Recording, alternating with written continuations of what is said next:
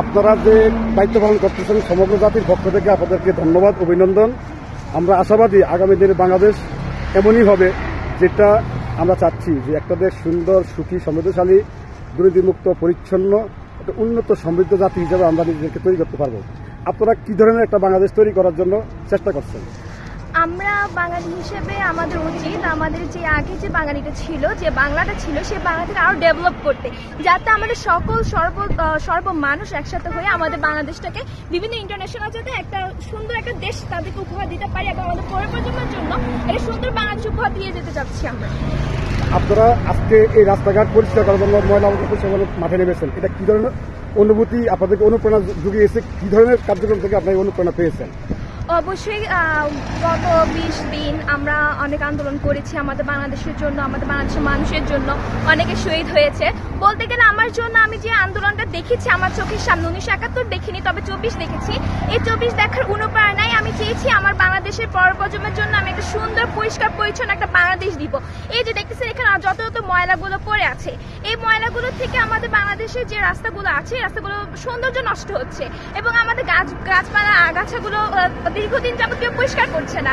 এই জন্য আমরা ছাত্র সমাজ আমরা দায়িত্ব নিয়েছি যে আমরা এগুলো পরিষ্কার করব এবং আমাদের সুন্দর বাংলাদেশ গড়ে তুলবো, গাছগাছালি দিয়ে আমাদের বাংলাদেশটাকে সুন্দর রূপে আবার সাজিয়ে তুলবো, ঠিক আগের মতো করে যেমনটা আমরা চেয়েছিলাম, আমাদের প্রজন্ম চেয়েছে। আপনারা কি ধরনের একটি বাংলাদেশকে আশা করছেন? সমগ্র দেশবাসীর উদ্দেশ্যে আমাদের বক্তব্য কি থাকবে?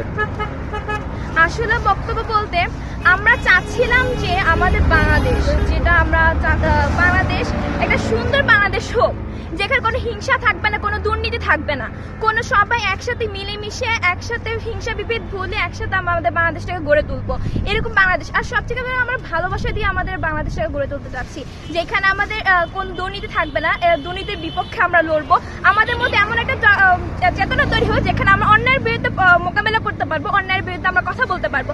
এরকম একটা মনোভাব আমাদের বাংলাদেশের মানুষের মধ্যে যদি তৈরি হতে পারে, তাহলে আমরা আশাবাদী যে আমাদের বাংলাদেশ থেকে দুর্নীতি খুব সহজে, খুব দ্রুত সরে আসবে বাংলাদেশ থেকে এবং আমাদের বাংলাদেশে সুন্দর রূপে গড়ে উঠবে। যেমন রবি ঠাকুরের সুজলা সুফলা শস্য শ্যামলা বাংলাদেশ আমাদের এই পরের প্রজন্মের জন্য উপহার দিয়ে যেতে পারবো, আমরা নিজেদের ভবিষ্যৎ নির্ণয়ের জন্য একটা সুন্দর বাংলাদেশ গড়ে তুলবো।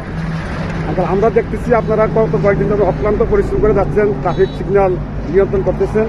আমাদের দেশের রাজনীতিবিদদের উদ্দেশ্যে আপনার কি ধরনের আশা এবং প্রত্যাশা থাকবে, কি ধরনের বক্তব্য থাকবে? আমাদের দেশের রাজনীতিদের আমাদের আশা হচ্ছে, বিগত 15 বছর ধরে আমরা দেখতেছি বা আরো বেশি হবে, দেখতেছি যে যেখানে সেখানে যত্রতত্র গাড়ি দাঁড়িয়ে আছে বা হচ্ছে ট্রাফিক আইন মেনে চলছে না। একজন মানুষ এই রাস্তা থেকে ওই রাস্তাতে চলে আসছে, লাইন চেঞ্জ করতেছে।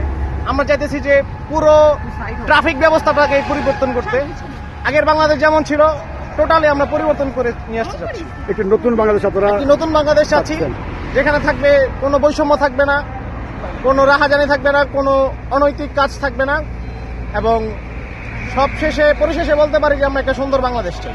অনেক ধন্যবাদ। আরেকটা কথা হচ্ছে, আমরা যে পরিষ্কার করতেছি এটা তো আমরা করতেছি, আমরা তো সবসময় থাকবো না। আর আছে আমরা আছি, এটা তো আছেই, বাট আমরা যখন পরিষ্কার করতেছি যাতে মানুষরা বুঝে রাস্তাটা পরিষ্কার করা দরকার এবং রাখা দরকার, সেটা আমাদের দায়িত্ব না, সবার দায়িত্ব।